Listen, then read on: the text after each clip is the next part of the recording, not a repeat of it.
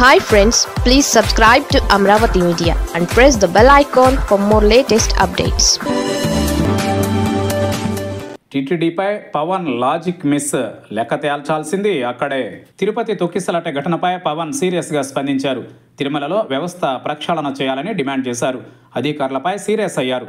తిరుమలలో వీఐపీ సంస్కృతి కట్టడి చేసి సామాన్య భక్తులకు ప్రాధాన్యత ఇవ్వాలని డిమాండ్ చేశారు. కానీ అది అమలు కావాల్సింది ఎక్కడ నుంచి? తిరుపతి వచ్చి చెబుతున్న పవన్ నిర్ణయం తీసుకోవాల్సిన మంత్రివర్గ భేటీలో ఈ అంశం ఎందుకు చెప్పడం లేదనే ప్రశ్న వస్తోంది. సీఎంఓ మొదలు కింది స్థాయి వరకు సిఫార్సులు లేకుండా ఒప్పించగలరా?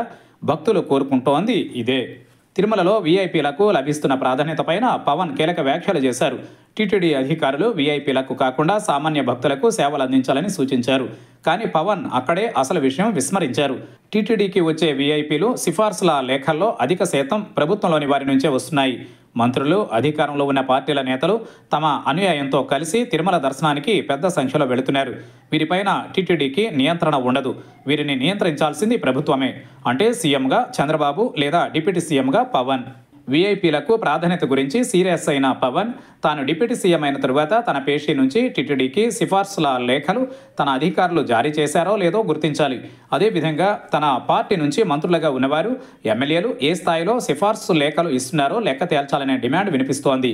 వీరిని నియంత్రించడం ద్వారా పవన్ ఈ వీఐపీలకు ప్రాధాన్యత, సిఫార్సు లేఖలపైన కేబినెట్ సమావేశంలో ప్రస్తావించే అవకాశం ఉంటుంది.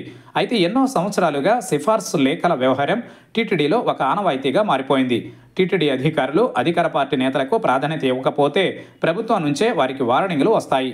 వీఐపీ సంస్కృతి కట్టడి ముందుగా ముఖ్యమంత్రి కార్యాలయం, డిప్యూటీ సీఎం ఆఫీస్ నుంచే ప్రారంభం కావాలని భక్తులు కోరుకుంటున్నారు. సిఫార్సు లేఖలపైనే ప్రతిరోజు తిరుమలలో వేలాది మంది బ్రేక్ దర్శనం చేసుకుంటున్నారు. ఆ సమయంలో సాధారణ భక్తులు క్యూ లైన్లలో వేచి ఉండాల్సిందే.